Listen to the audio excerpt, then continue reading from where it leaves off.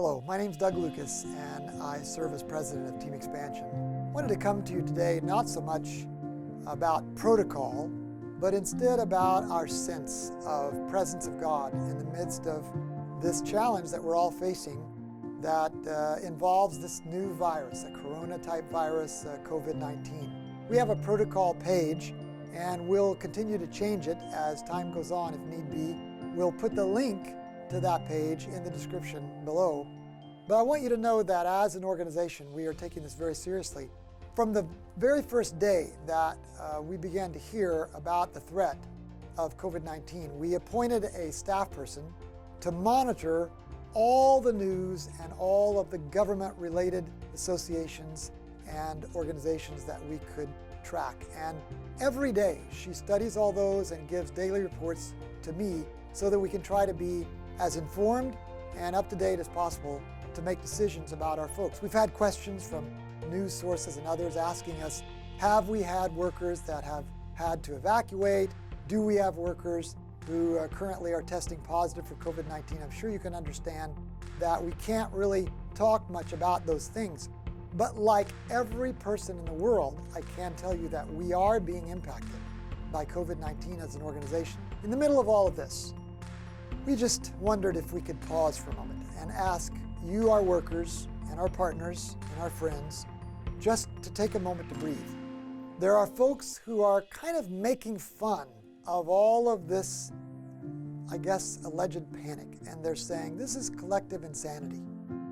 Then there are other folks who are saying this is so awful, it's like the zombie apocalypse, you know? I mean, somewhere in the middle of those two extremes, we as an organization and our leadership hold that there is somewhere a truth. And the truth is that in a situation like this, we always know that there is a certain amount of, I guess we have to be sobered and have a moment of pause about our responsibility, not only to ourselves and our family members, but to the people to whom we relate.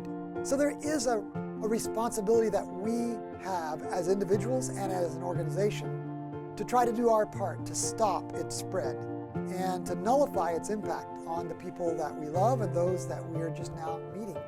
But there's also a sense in which we know and trust that God ultimately is in charge of this and every other challenge that we face.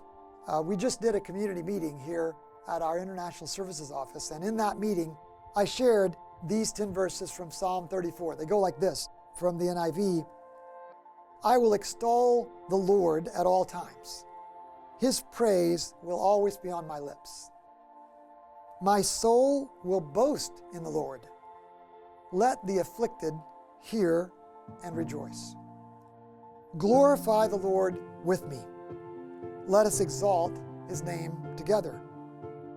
I sought the Lord, and he answered me. He delivered me from all my fears. Those who look to him are radiant. Their faces are never covered with shame. This poor man called, and the Lord heard him. He saved him out of all his troubles.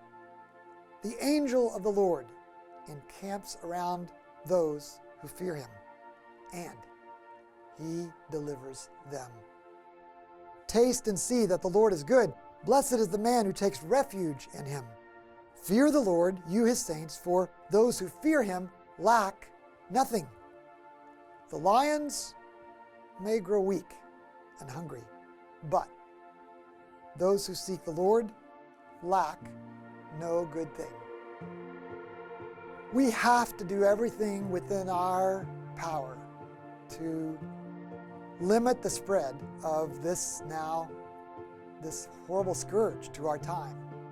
But at the end of the day, God is in charge.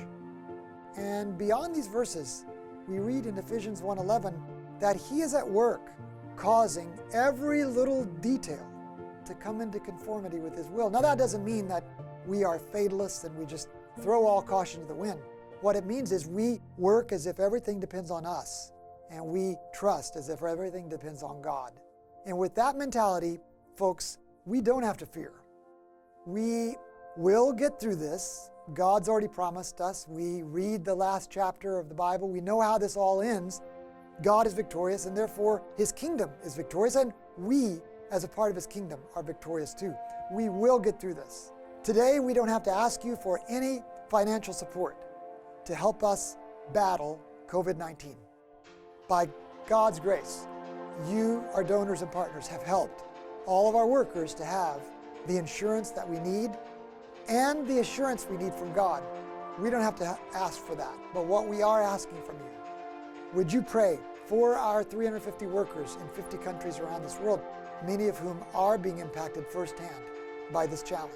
Would you walk with us, and together can we work hard, not just to defeat the scourge, but the scourge of everything like it that wants to bring panic and fear and sorrow to the world. And instead, let's offer them hope and help with radiant faces that shine because He's reflecting on us worldwide. Thank you for your partnership, for your shared vision with the dream of Team Expansion, and for making it a reality. May God bless, and may God help us all get through this challenge. Thank you.